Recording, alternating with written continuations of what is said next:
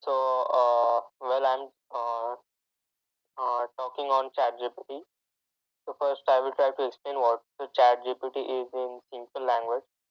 So, ChatGPT is an AI chatbot which is developed by OpenAI. OpenAI is an organization led by Sam Altman, and what this organization do is they are developing ChatGPT, which is basically an LLM. LLM stands for large language learning models. So what they do is first we'll see how we can use or how we can work with ChatGPT. So ChatGPT, as it's an AI chatbot, you can chat it with as you chat with other humans. You have to simply explain your queries or your questions to him, and he will explain you everything about that things, whatever you need. You can also ask for suggestions. You can ask for whatever you want, and it can explain you just as a human explains us. So this is how it works, and it is based on deep learning, and it is trained uh, deep learning. The thing how this ChatGPT works is that first we need to train these models, and for training of this model, there it is required a vast amount of data in terms of text, PDFs, papers, research papers, everything which is available on internet. Obviously, not obviously only that. Uh, uh, Only the internet which is accessible, not the inputs from dark web or something else. So yeah, all this amount of data is being fed to that model, and then this model is evaluated according to the results, and it to have a long technical process for this model training. But I'm not going to dive dive deep into it about the technicals. But yeah, on high level criteria, it needs to be trained first, and for that, it requires data. And you can also build some other models based on ChatGPT. So if you want to have a specific chatbot only for let's say literature, then you need to pad it up with all the literature material available, all the information regarding literature, and it will give you more accurate results based on it. So this is how ChatGPT works, and in common cases, these GPT wrappers are used in customer support and assistance in your website, in applications, in day-to-day applications. We have this assistants who guide us for smaller our queries and all everything like this.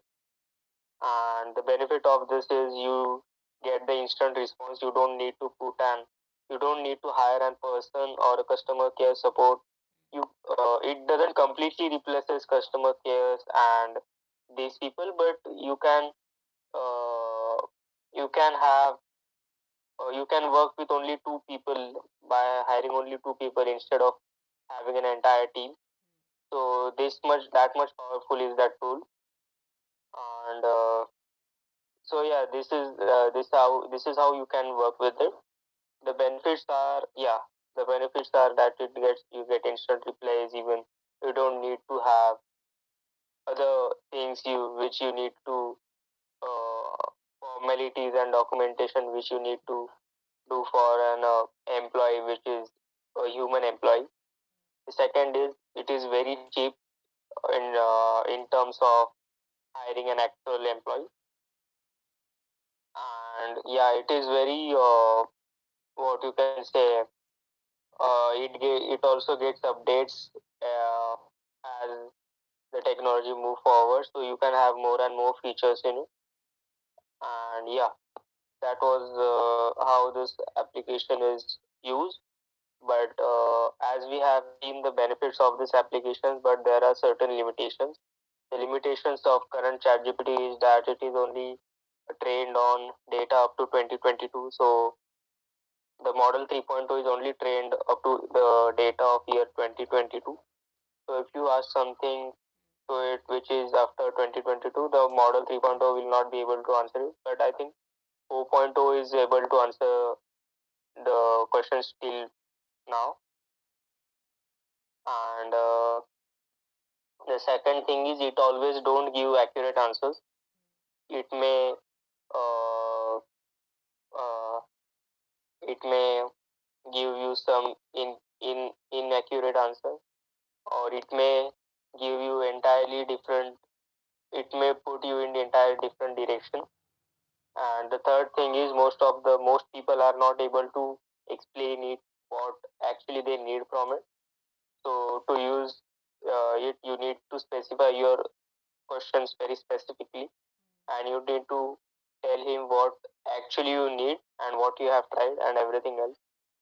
So this is also a limitation for it.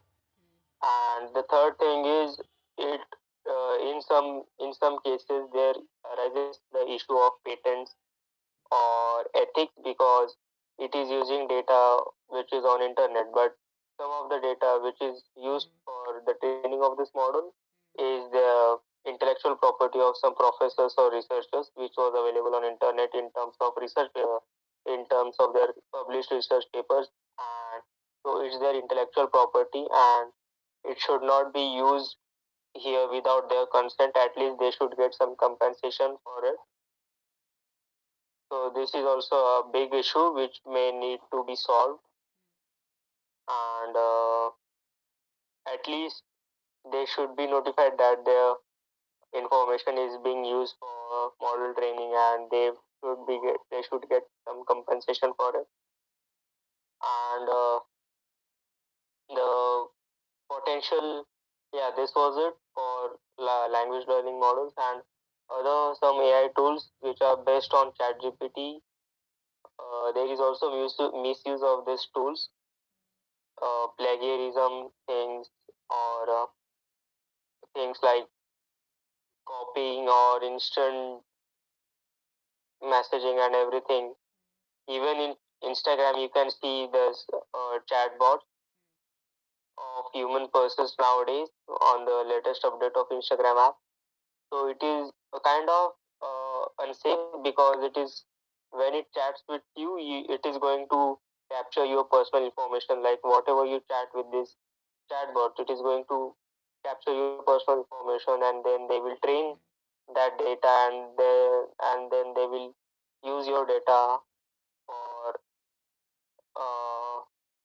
to sell to other big brands, see what this person like, what he doesn't like, or everything. It I think it's literally dangerous to chat with these AI bots. It is good if you maintain a certain boundary while using. It's really important that we should maintain a separate. If we should maintain a boundary, and we should be aware of what information we are sharing with these chatbots and everything. So yeah, we need to always aware, and also what permissions we have given. These chatbots have access in our device. That also we should be always keep on checking. So this was a high level information about the chatbot, specifically ChatGPT, and yeah, this is it.